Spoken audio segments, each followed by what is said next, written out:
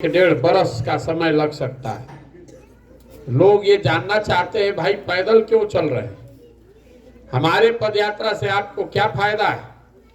हमारा पैदल चले से राउर शिक्षा व्यवस्था तो ना सुधरी, हमारा पैदल चले से राउर गरीबी ना खत्म हुई, राउर नाली गली ना बनी, राउर खेत के स्थिति ना सुधरी, राउर लइकन के रोजगार ना मिली, रवा यहाँ अस्पताल ना बन जाई, तो हम पैदल काहे चलत नहीं। पैदल इसलिए चल रहे हैं कि जिस राज्य के जिन लोगों की जिंदगी को बेहतर बनाना चाहते हैं, एक बार आकर देखें अपनी आंख से कि आपकी परेशानी क्या है, आप किस कष्ट में जी रहे हैं, आपके बच्चे जहां पढ़ने जाते हैं वहां पढ़ाई होती है कि नहीं, जब आपके घर में कोई बीमार पड़ता है, जिस अस्पताल में आप अपने परिवारजनों को लेकर जाते हैं वहां पर डॉक्टर है कि नहीं, दवाई होता है कि नहीं, जिस खेत में आप काम करते हैं वहां पानी पहुंचता है कि नहीं, जो फसल आप उगाते हैं उसका दाम आपको मिलता है कि नहीं, इसकी पढ़ाई कहीं नहीं होती है। हम अमेरिका में पढ़ल होती क्या इंग्लैंड में, रउआ गांव में क्या दिक्कत भाई समझे खातिर तो रउए गांव में आवे के पड़ी, यही से पैदल पैदल चल रहल बानी। पूरा बिहार भर में घूम के जाने के प्रयास करब कि लोग के का दिक्कत बा। हमारे साथ देश दुनिया से 500 से ज्यादा आदमी को हमने इकट्ठा किया है, सब आदमी को लगाए हैं कि जितना पंचायत में गांव में समस्या जो हमने के देखा था नहीं जा, एक उपाय कैसे हो सकेला, क्या करे से लोगों के परेशानी का खात्मा किया जा सकता है। जब पदयात्रा खत्म होगा तो बिहार के हर पंचायत के लिए, बिहार का नहीं, बिहार के हर पंचायत के लिए अगले 10 साल के विकास का योजना बनाकर जारी करेंगे। रउआ अपन गांव में अपन पंचायत में बैठ के ही देख पाई कि आपके गांव आपके पंचायत के लिए जन सुराज की अगले 10 साल में क्या योजना है। रउआ गांव में नाली नहीं खे, सड़क टूटल बा, गली के पक्कीकरण नहीं के भैली तो हो कहीं के चाहिए। विकास के योजना में खाली यह ना बताई कि रउआ गांव में गोल रही है सड़क नहीं खे, नाली नहीं खे, ये तो समस्या है, इसका समाधान होना ही चाहिए। लेकिन आप जन सुराज के विकास की योजना में ये भी देखिएगा कि आपके गांव आपके पंचायत में बच्चों के पढ़ने के लिए अच्छी व्यवस्था कैसे बनाई जाएगी। आपको इस योजना में ये भी बताएंगे कि आपके गांव और पंचायत में जो लोग खेती किसानी करता है उसके आमदनी को कैसे बढ़ाया जाएगा। और इस सब से ऊपर ये भी बताएंगे कि आपके गांव में आपके पंचायत में 500 से 1000 नए रोजगार के अवसर कैसे पैदा किए जाएंगे, ताकि किसी गरीब के घर के लड़के को, किसी युवा को बिहार से बाहर मजबूरी में जाकर कहीं फैक्ट्रियों में काम नहीं करना पड़े। ये जब पदयात्रा खत्म हुई तो इस सारा योजना बना के जारी करो, आपके पास अवसर होगा कि आप अपने पंचायत अपने घर में बैठ के उसको देख सकिए, उसको पढ़िए, समझिए, ठीक लगे तो उसको अपनाइए, और नहीं ठीक लगे तो जिसके साथ झंडा लेकर घूम रहे हैं वर्षों से घूमते रहिए। ये अवसर आपके पास होगा। लेकिन हम तो आज चलल बानी, हमारा पता चलता कि रउआ गांव में क्या दिक्कत बा, आपके पंचायत में क्या समस्या है। आप तो यहीं रहते हैं, सब जैजा रहता तो सब बुद्धिमाने बा, आपका अपना अनुभव है, आपको मालूम है कि आपके गांव में क्या समस्या है, रउआ मालूम बा कि रउआ क्या कष्ट बा, तो सुधरत काहे नहीं खे, इहो बतावे चलल बानी। वोट नहीं की मांगो, गाँवे गाँवे जाके बतावत नहीं कि रउआ यह दुर्दशा में काहे बानी। आज से 40-50 साल पहले भी आप इसी दशा में थे, उस समय भी बिहार देश का सबसे गरीब और पिछड़ा राज्य था। लोग जो बच्चा था वो जवान हो गया, जवान आदमी बूढ़ा हो गया, फिर भी आज भी बिहार देश का सबसे गरीब, सबसे पिछड़ा, सबसे ज्यादा अशिक्षित, बेरोजगार और भूखमरी वाला राज्य हम ही लोग हैं। स्थिति सुधरत नहीं थे। रउआ पहले कांग्रेस के वोट देनी जा हमने के बहुत साल तक, ओकरा बाद 15 साल लालू जी के राज चलल, 17 साल से नीतीश कुमार बावन मुख्यमंत्री, दिल्ली में हमने के मोदी जी के भी वोट देके देख लेनी जा, बिहार के दशा सुधरत नहीं थे। काहे नहीं खे सुधरत ई बतावे चलल बानी।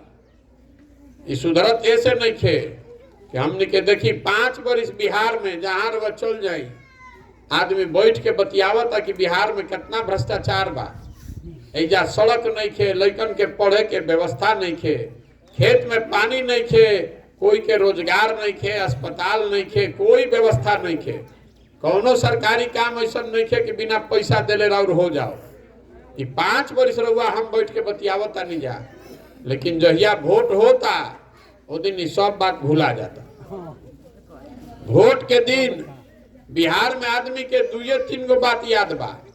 पहला बात याद बा कि हमार जात का बा आ के हमारा जात के खड़ा बा, चलो ओकरा के वोट दियाओ। जे जात से बच जाता ओकरा के हिंदू मुसलमान भारत पाकिस्तान पुलवामा चाइना के नाम पर वोट देता।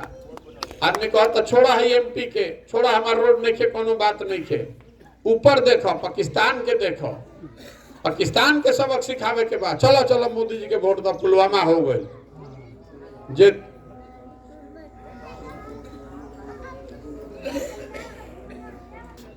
जात धर्म दोनों से बच जाता वो कहता कि भैया जाए दी हमने के कतनो दिक्कत बा, रोड नहीं खे, लइकन के पढ़ाई नहीं खे, रोजगार नहीं खे, लेकिन रवा मालूम नहीं खे ना लालू जी के जो राज रहे बड़ा अपराध रहे ओमे।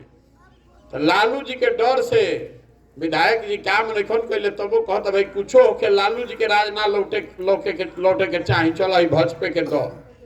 आ चौथा हमने कही मुसलमान भाई लोग बा, ये लोग कहता हमने कि भैया भाजपा के तो वोट ना दे सकी जा, भाजपा तो मुसलमान विरोधी पार्टी है।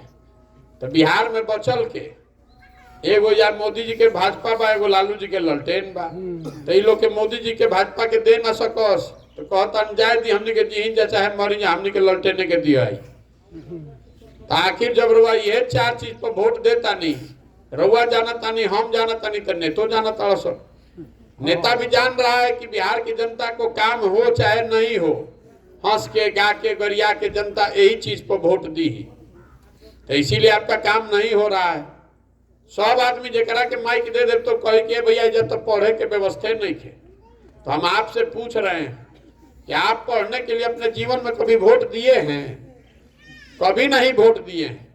कभी हमने खाती स्कूल खाती वोट पढ़ल बा भैया जा जैसन रहा वोट दे। आदमी कहता कि नेता हमारा के ठग लेता, चुनाव से पहले नेता बढ़िया बढ़िया बोलता, और जब वोट हो जाता तो कोई पूछे नहीं खे आवत। हम रवा कहता नहीं कि रवा कोई नहीं खे ठगत। कैसे कोई रवा के ठगी? कोई आपको एक बार में ठग सकता है, 2 बार ठग लेगा, 3 बार 4 बार 5 बार आपको कैसे ठग रहा है? अगर कोई रवा के 3 बार 4 बार ठगत है तो मतलब है कि रवा हमरा में कुछ कमी बा। कोई आपको ठग नहीं रहा है। आपने वोट दिया है जात पर, तो जहां रवा जाता नहीं तो जाते के बात होता। रवा वोट दे बानी हिंदू मुसलमान के नाम पर, तो जहां चल जाए हिंदू मुसलमान के बात होता। रवा वोट दे बानी पुलवामा पाकिस्तान के नाम पर, तो जैसे ही रवा टीवी खोलता नहीं तो रवा भारतीय पाकिस्तान सुनाई देता। जब रवा पढ़ाई खातिर वोटे नहीं दे तो पढ़ाई हो कैसे? यही बताने चले, वोट नहीं मांग रहे हैं, लोगों को हाथ जोड़कर समझा रहे हैं। अरे भाई, अगर आप अपना और अपने बच्चों का चिंता नहीं कीजिएगा तो कोई नेता कोई दल आपका चिंता नहीं करेगा। काहे करेगा भाई? रउआ अपन लड़का के चिंते नहीं खे। राउर लड़का आधा पेट के खा के सुता था, राउर लड़का पढ़ लिख के बेरोजगार बैठल बा, 10,000 12,000 खातिर जाके दूसर राज्य में मजदूरी करता। और रउआ तो जात धर्म में जुड़ाइल बानी। रउआ बुझाता कि हम पुलवामा में पाकिस्तान के सबक सिखाई, तो राउर लड़का के कैसे उद्धार हो? कभी उद्धार नहीं हो सकता। यही बताने चले कि अगर आप नहीं जगिएगा अपने बच्चों के लिए और जाति धर्म से ऊपर उठकर बच्चों के पढ़ाई के लिए, बच्चों के रोजगार के लिए वोट नहीं दीजिएगा तो कोई बिहार को नहीं सुधार सकता है। आदमी कहता कि भैया रउआ आइल बानी ना, आगे बढ़ी, रउआ संगे हमने के खड़ा होकर जाई। हम आपको बता रहे हैं कि हम आपको अपने संग खड़ा करने नहीं आए। आप हमारे संग क्या खड़ा होइएगा? जो बिहार के लोग हैं अपने बच्चों के साथ नहीं आप खड़े हैं, तो हमारे साथ क्या खड़ा होइएगा? आपका दम है? रउआ तो अपन लड़का के संग नहीं खड़ा रे भाई।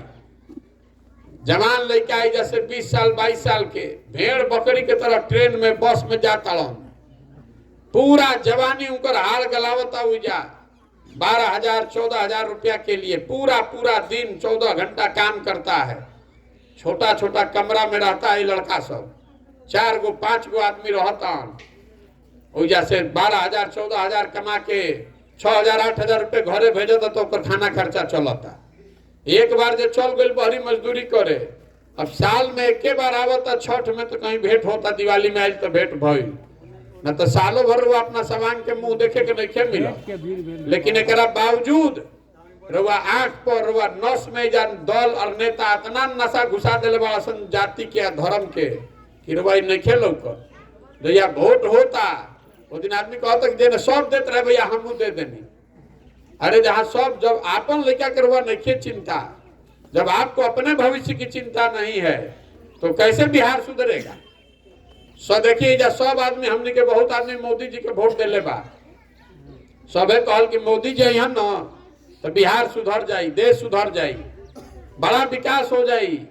अब बिहार में विकास भइल बा कि ना, 9 बरिस से मोदी जी बारन प्रधानमंत्री, बिहार में विकास भइल बा कि ना, जाके घरे गुणा गणित लगाई।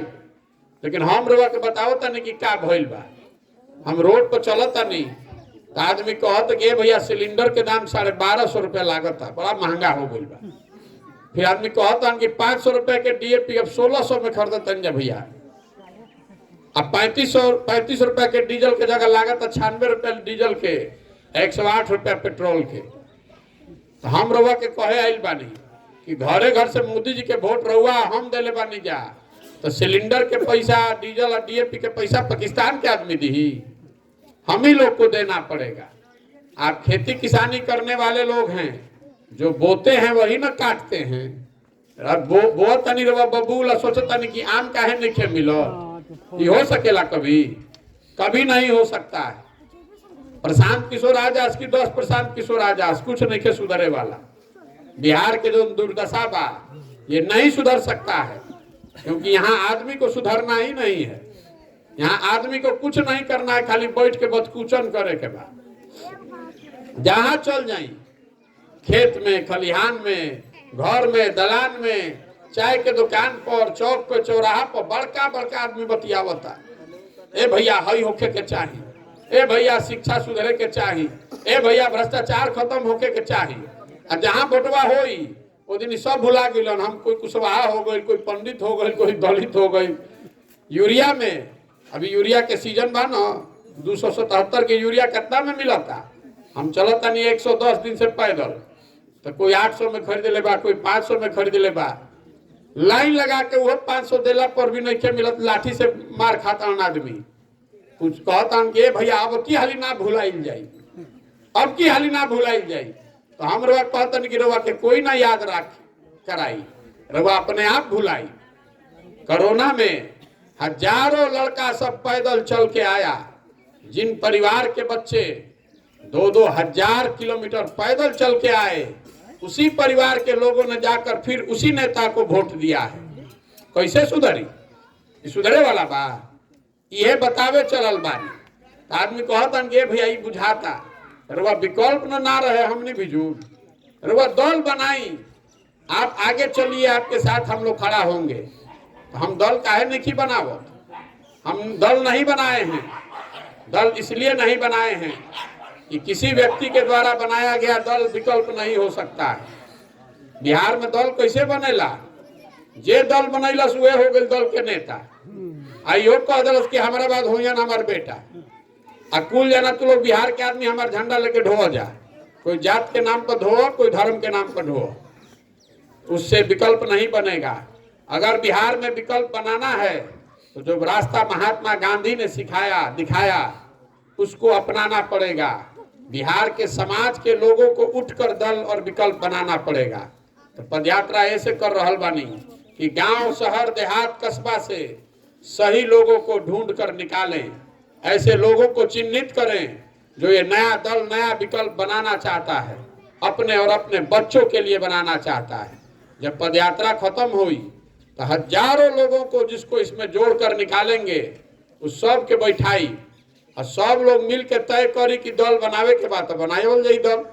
लेकिन अगर दल बना तो दल प्रशांत किशोर का नहीं होना चाहिए, दल किसी व्यक्ति का नहीं, किसी परिवार का नहीं, किसी जाति का नहीं, दल बिहार के उन सारे लोगों का होना चाहिए जो इसको मिलकर बनाए और आगे मिलकर चलाए, तब न सुधरेगा बिहार।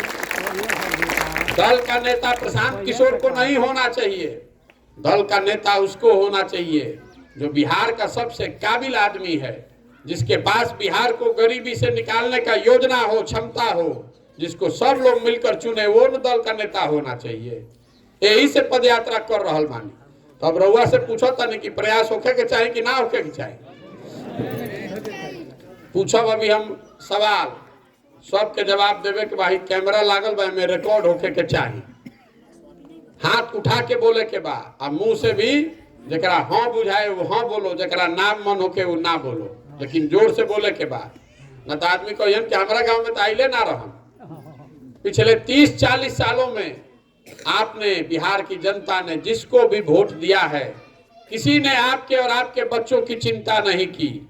अब समय आ गया है कि बिहार की जनता अपने और अपने बच्चों के भविष्य के लिए मिलकर गांधी जी के बताए हुए रास्ते पर चल के अपना विकल्प बनाए, जनता का विकल्प बनाए।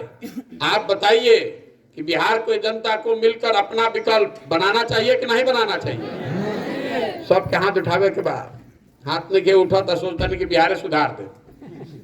बिहार की जनता को मिलकर अपना विकल्प बनाना चाहिए कि नहीं बनाना चाहिए? कोई हमें ना बोले वाला नहीं खे, ना बोले वाला कोई नहीं खे, कोई ना भी तो बोले वाला चाहिए भैया।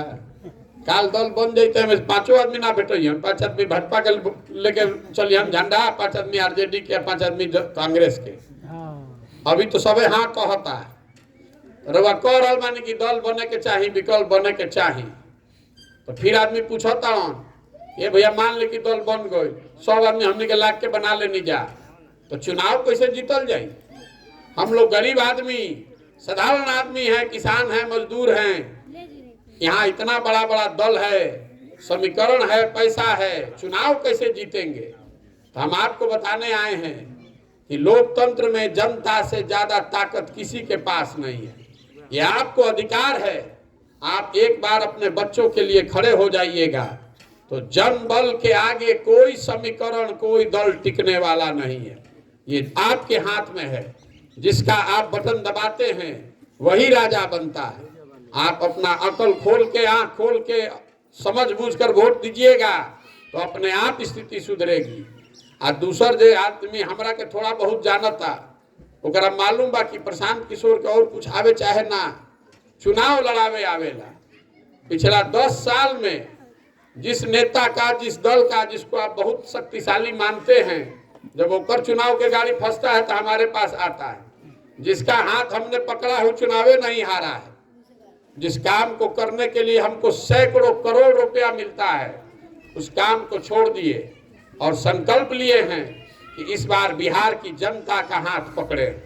जिसको भी समाज अपने में से चुन कर निकालेगा, वो गरीब हो, अमीर हो, महिला हो, पुरुष हो, अगड़ा हो, पिछड़ा हो, हिंदू हो, मुसलमान हो, जिसको भी बिहार का समाज, गांव देहात से लोग निकालेंगे, उसी के पीछे अपनी पूरी ताकत, शक्ति, पैसा, बुद्धि लगाएंगे और आपके सहयोग और समर्थन से उसको जिता कर लाएंगे। इसीलिए पदयात्रा कर रहे हैं, यही से पदयात्रा कर रहल बानी। तो अब इतना देर से हमरो के बात सुना रहल बानी, योजना बनवाई, गांव शहर से आदमी के निकालो, ओकरा पीछे बुद्धि ताकत लगा के रुआ सहयोग से जिता के लावल जाई, ये सब बात तो ठीक बा।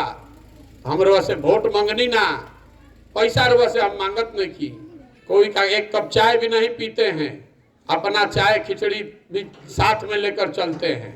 जहाँ सांझ होता उजे रुकीला और फिर सुबह से उजे से चलत आनी। आदमी के घरे जाके ऐसे गांव में 10-10, 20-20 आदमी के बता रहल बानी। हमारे पास व्यवस्था है कि हम चाहे तो 2 लाख आदमी के बुला के बैठा दी, लेकिन हम छोटा छोटा ये मीटिंग करके इसलिए समझा रहे हैं कि जब घर में जमीन पर काई लाग जाला तो काई कैसे छोड़ाते हैं आप? बैठ के ईंटा से रगड़ना पड़ता है। काई लगे हुए फर्श पर दौड़ने जाइएगा तो गिर जाइएगा, हाथ पैर टूट जाएगा। बिहार के समाज के दिमाग पर काई लगा दिया है यहाँ के नेताओं ने और व्यवस्था ने।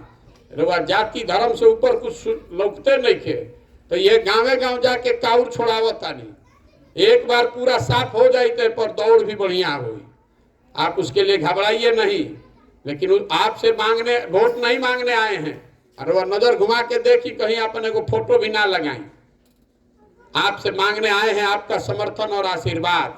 ये कठिन काम है, संकल्प दृढ़ संकल्प से होगा, ऊपर वाले की कृपा से होगा और आपके आशीर्वाद से होगा। अगर आपको लगता है कि जो काम कर रहे हैं ये बिहार के समाज के भले के लिए है, यहाँ के बच्चों के भविष्य के लिए है, इसी से बिहार में गरीबी बेरोजगारी खत्म हो सकता है, तो एक बार हाथ उठाकर आशीर्वाद दीजिए। आप आशीर्वाद दीजिए कि इस काम को ईमानदारी से पूरा किया जा सके। आपका है ना आशीर्वाद? होखे न प्रयास, होखे न प्रयास भैया। हमने के बाहर एक अंतिम बात, हमने के बाहर जाता नहीं जा, लड़का इजा से पढ़े जाता रसन, नौकरी करने जाता है, मजदूरी करने जाता है, तो बिहार के बाहर कहता है बिहारी मतलब बेवकूफ, बिहारी मतलब अनपढ़। बिहारी जो शब्द है ये गाली बन गया है। हम लोग के आत्मसम्मान को एक तरह से दफना दिया है हम लोगों ने। जहां भी जाए भारत भर में बिहारी शब्द से ही गाली पड़ता। इस आत्मसम्मान को जगाइए। बिहार के लोग बेवकूफ नहीं हैं, यहाँ के नेताओं ने, यहाँ की व्यवस्था ने आपको हमको बेवकूफ बना दिया है। एक बार आप जग जाइएगा, अपने बच्चों के लिए जग जाइएगा और एक बढ़िया व्यवस्था बनाइएगा जिसमें बच्चों के पढ़ने और रोजगार की का व्यवस्था हो, तो अपने आप ये व्यवस्था बिहार का राज्य की जो स्थिति है इस राज्य की स्थिति सुधरेगी। इसीलिए इस मिट्टी के सम्मान में एक नारा लगाकर इसको खत्म करेंगे। मैं बोलूंगा जय बिहार, आपको बोलना है जय जय बिहार, जय बिहार। उतने दम बिहार के आदमी में जय बिहार, जय बिहार, जय बिहार। बहुत बहुत धन्यवाद।